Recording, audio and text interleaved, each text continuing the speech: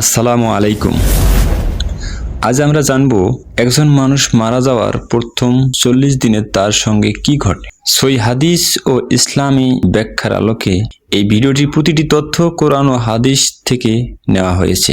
মানুষ যখন মারা যায় তখন প্রথমে আল্লাহর পাঠানো ফেরেশতা তার আত্মা গ্রহণ করতে আসে। রাসূল সাল্লাল্লাহু আলাইহি ওয়াসাল্লাম বলেছেন, মুমিনের আত্মা শরীর থেকে বের হয় যেমন পানি কলস থেকে বের হয়।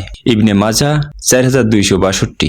আর পাপীর আত্মা বের হয় খুব কষ্টে, যেমন কাঁটার ঝোপে কাপড় আটকে ছিঁড়ে বের হয়। মুসনাদে আহমদ 18534। এই সময়ে মানুষ বুঝে যায় তার পরবর্তী পথ শান্তির নাকি কষ্টের। আত্মা বের হওয়ার কিছুক্ষণ পর ফেরেশতারা সেই আত্মাকে নিয়ে আসমানের দিকে যাত্রা করে। সহিহ মুসলিম 2874-এ বলা হয়েছে, যখন সৎ মানুষের আত্মা নেওয়া হয় আসমানের দরজা খুলে দেওয়া হয় আর তার আত্মা সুন্দর সুবাস ছড়ায়, কিন্তু পাপীর আত্মার জন্য আসমানের দরজা বন্ধ থাকে। যখন মানুষকে কবর পর্যন্ত নিয়ে যাওয়া হয়, রাসূল সাল্লাল্লাহু আলাইহি ওয়াসাল্লাম বলেছেন, মৃত ব্যক্তি তার চারপাশের মানুষের জুতার শব্দ পর্যন্ত শোনে। সহিহ বুখারী 1338। অর্থাৎ মৃত্যু ব্যক্তি জানে কে তার জানাজায় এসেছে, কে কাঁদছে আর কে উদাসীন।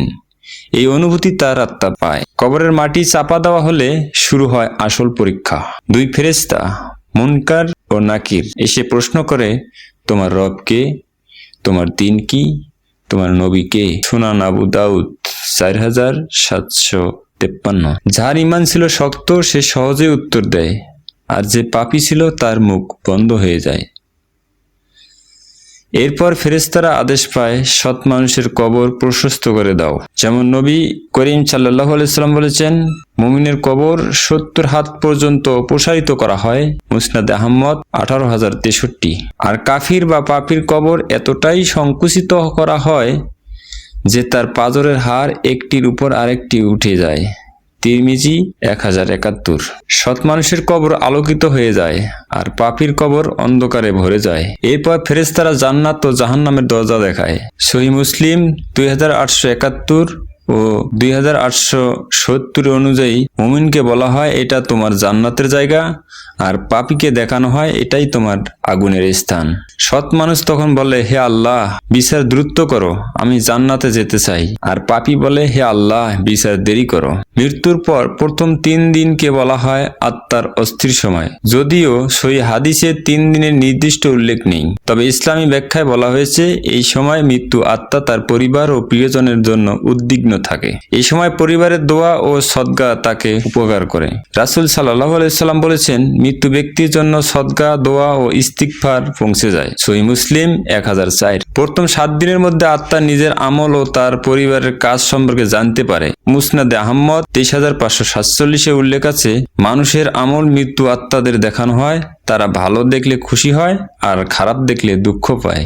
অর্থাৎ যদি সন্তান ও পরিবার সৎ কাজ করে, মৃত্যু আত্মা আনন্দ পায়। প্রথম 20 দিনের মধ্যে মৃত্যু ব্যক্তি বুঝে যায় তার কবরের অবস্থা স্থায়ী শান্তিতে যাচ্ছে নাকি আযাবে। যদি সে সৎ হয়, কবরের আলো ও সুবাস 3 দিন বাড়ে, আর পাপী হয়, কষ্ট ক্রমাগত তীব্র হয়। এই সময় ফেরেশতারা তার অবস্থানকে স্থির করে দেয়। প্রথম 40 দিন নিয়ে মানুষের মধ্যে নানা ধারণা আছে। অনেকে বলে আত্মা ঘোরে বা ফিরে আসে, কিন্তু ইসলামে এর কোনো সহিহ হাদিস নেই। তবে সত্য হলো, যতদিন মানুষ মৃত্যুর জন্য দোয়া করে ততদিন তার কাছে সওয়াব পৌঁছে যায়। রাসূল সাল্লাল্লাহু আলাইহি ওয়াসাল্লাম বলেছেন, মানুষ মারা গেলে তার সব কাজ বন্ধ হয়ে যায় 3টি ছাড়া: সদকায়ে জারিয়া, উপকারী গান আর নেক সন্তান যে তার জন্য দোয়া করে। সহিহ মুসলিম 1631।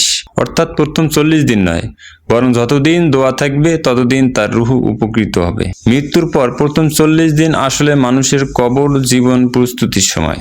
এই সময় নির্ধারণ হয়ে যায় সে কবরের জীবন শান্তিতে কাটাবে নাকি আযাবে। যে জীবনে আল্লাহকে স্মরণ করে, ভালো কাজ করে, দোয়া করে, তার জন্য কবর জান্নাতের বাগান হয়ে যায়। আর যে মানুষ গুনাহে ডুবেছিল, তার কবর জাহান্নামের একটি গর্তে রূপ নেয়। ভাই ও বোন, মৃত্যু আমাদের কাছেই দাঁড়িয়ে আছে। আজ থেকেই নিজের জীবন ও সৎ কাজ বাড়িয়ে নিন, কারণ মৃত্যুর পর প্রথম 40 দিনই নির্ধারণ করবে আমাদের কবর হবে শান্তির ঠিকানা না কষ্টের কারাগার। নতুন নতুন ইসলামিক ভিডিও পেতে চ্যানেলটি সাবস্ক্রাইব করে পাশেই থাকবেন।